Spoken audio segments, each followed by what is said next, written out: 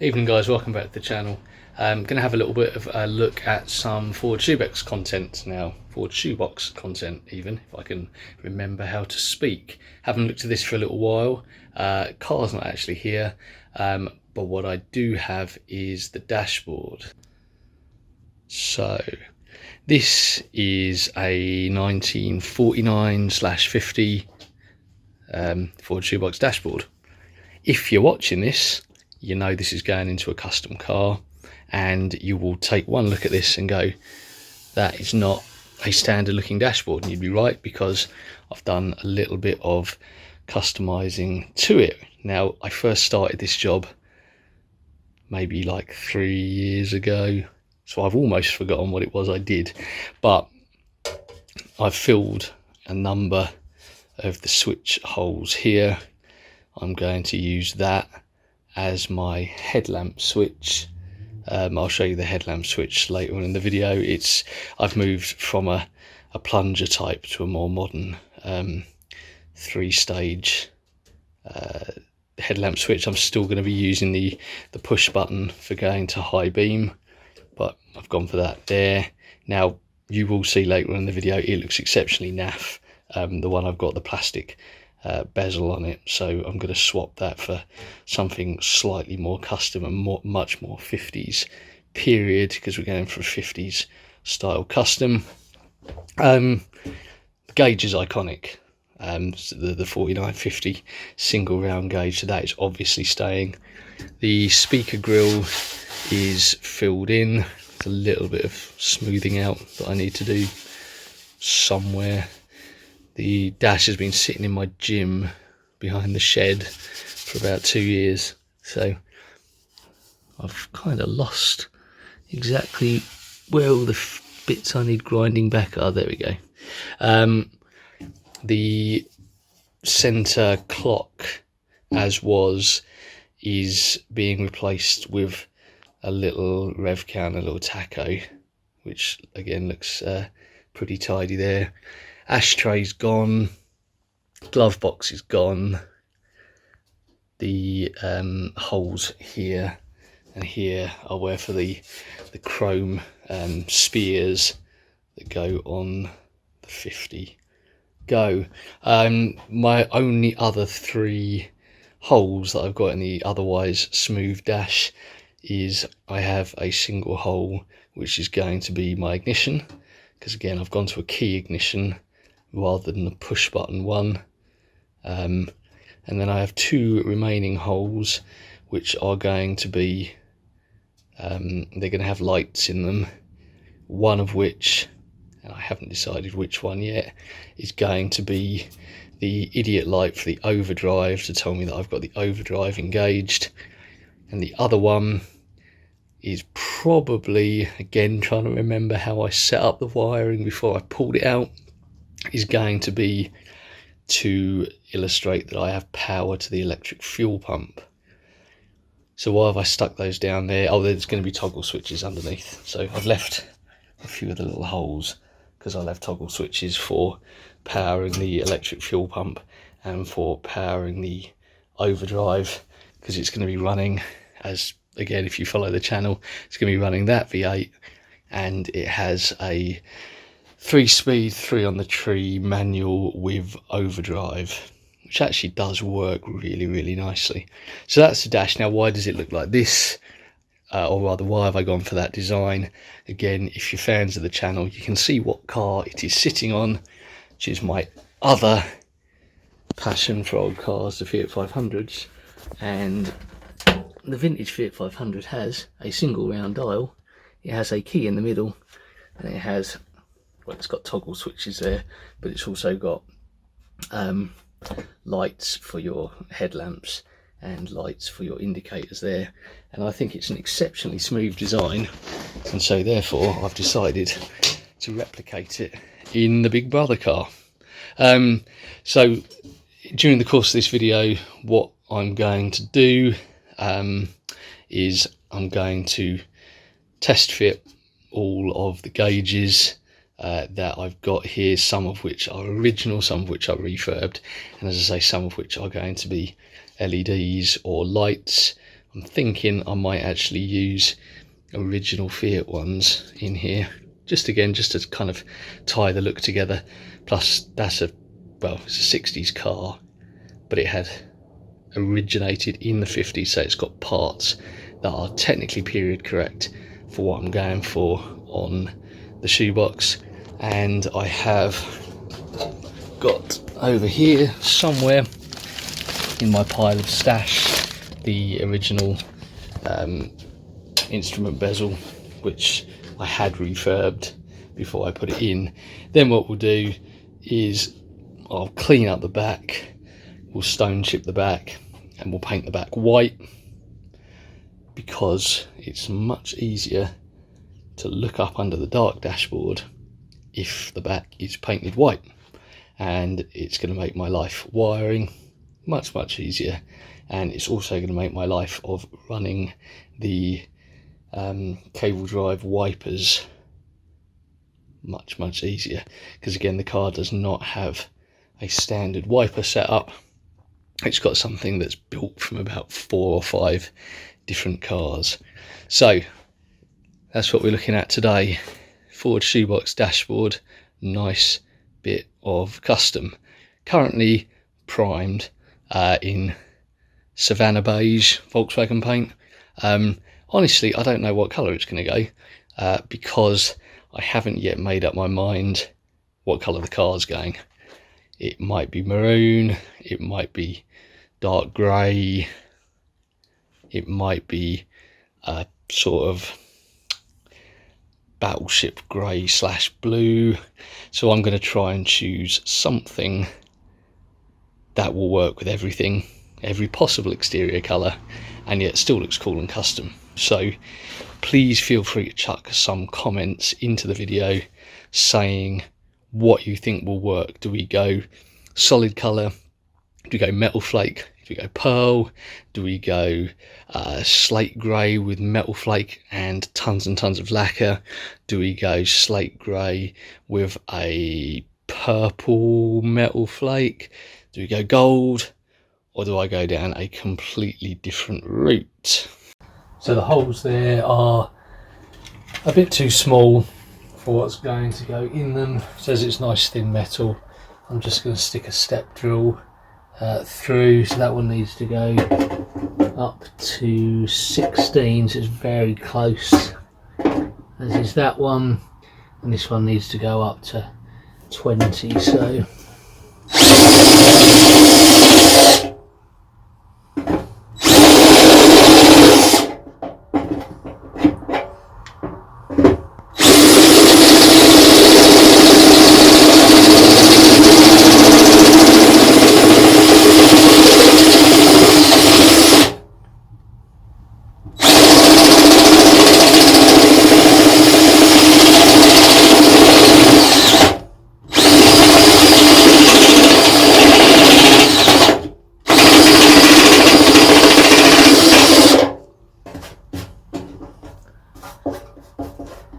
now that one I will just double check the size.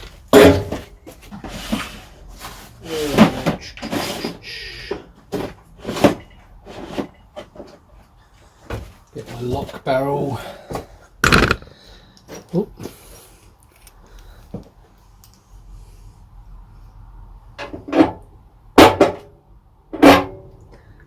Perfect. So now that all of the holes are good, we'll just clean up the back, get a little bit of the rust and cobwebs off, and then we'll put a bit of stone chip and a bit of white paint on there, and job's a good one.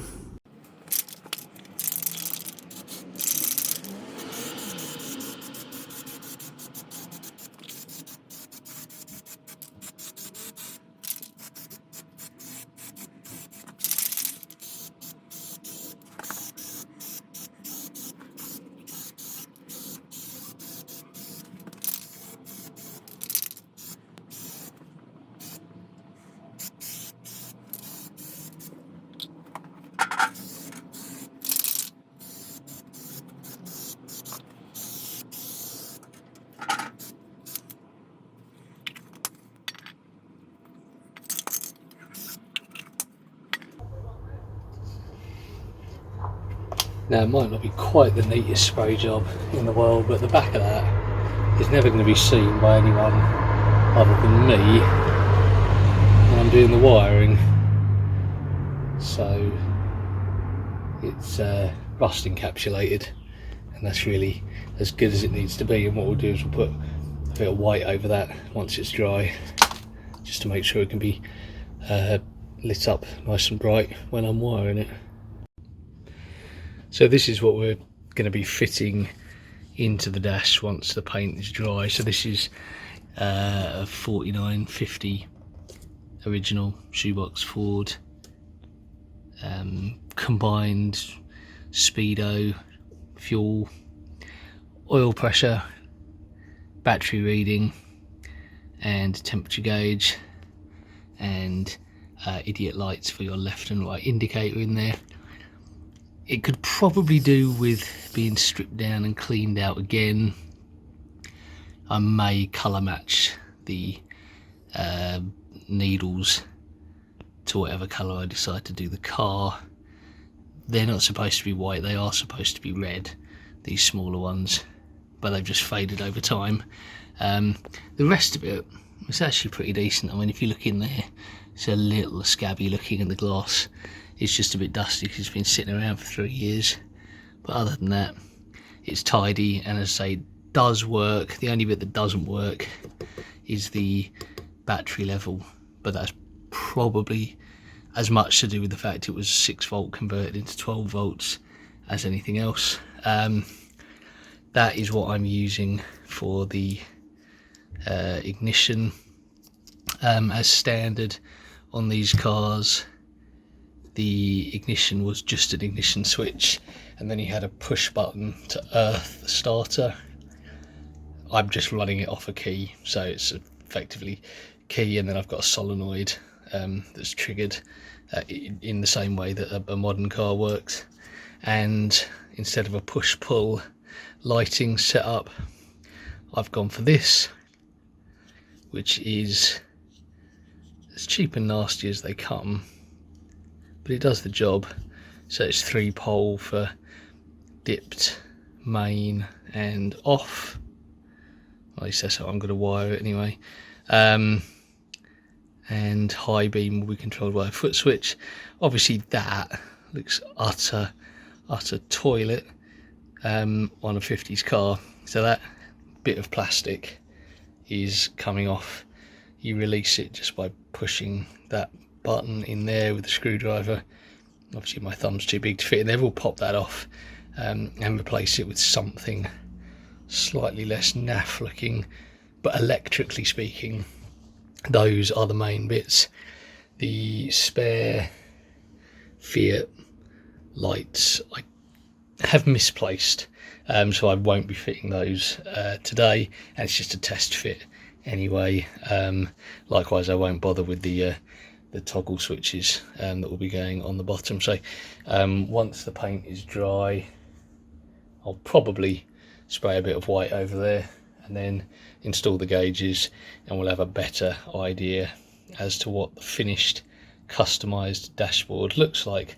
I will also try and find where I've put the rev counter that I've built into the original clock housing, as that has also got a little bit misplaced over the couple of years. Okay, so it wasn't quite as lost as I thought it might have been.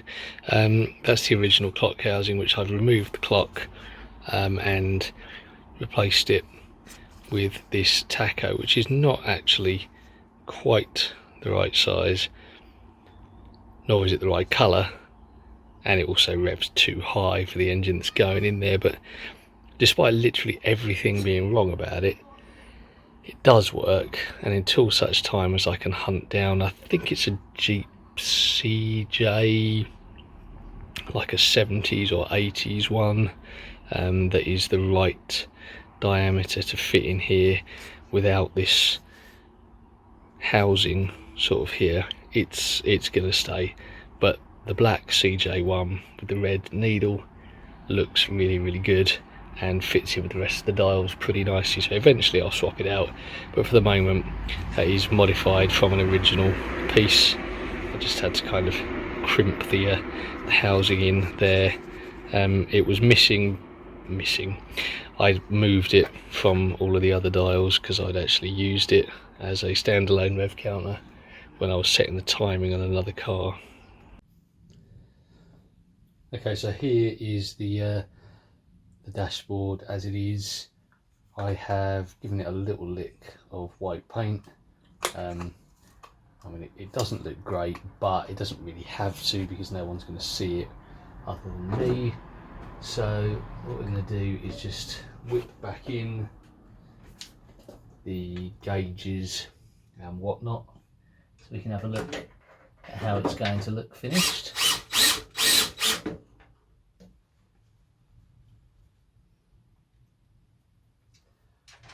So these are they just go in literally with self tappers. There's sheet metal, well, they're not sheet metal screws, they're clips, I forget the name of them, someone will tell me what they're called, that screws go into there, real technical terminology, and we'll just use those for holding in the main gauges. Again, it still needs a little bit of a clean. And I will be redoing all the wiring on the back of it, because that's just as it came out of the car when I removed it. So I've just left it as it is for the moment.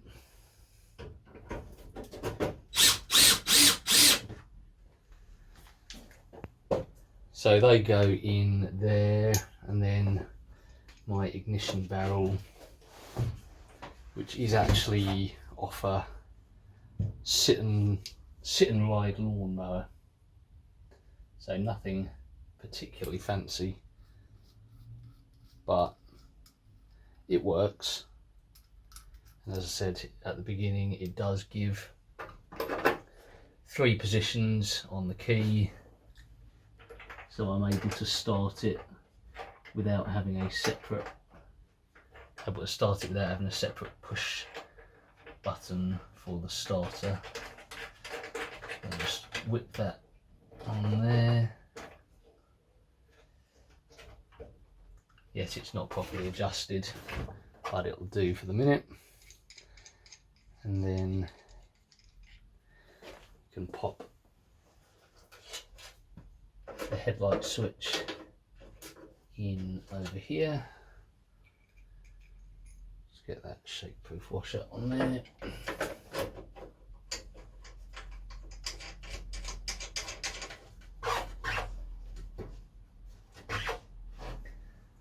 And flip her over. It's a bit heavier now with all that glass and whatnot in there. Grab the camera off here.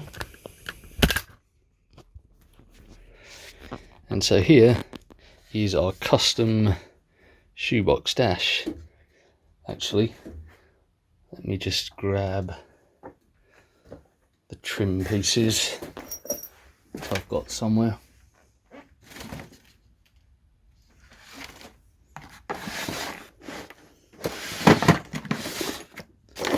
There we go. That was a fun interlude, watching me search around in the cabinet there. And